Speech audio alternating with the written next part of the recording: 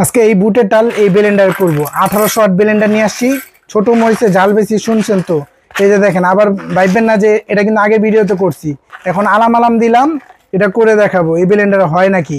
এর আগে করছি অবশ্যই, আবার করে দেখাই আপনাদেরকে, একটু টাইম নিয়ে দেখেন।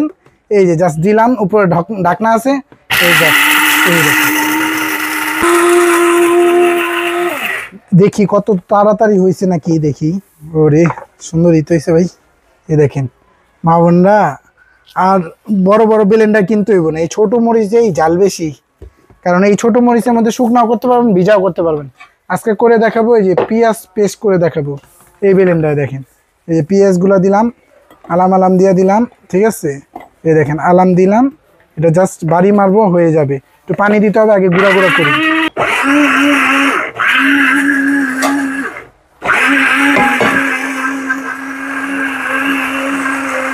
পেস্টের কি অবস্থা দেখি, বগুড়া দই হয়েছে নাকি দেখি, খুব সুন্দর।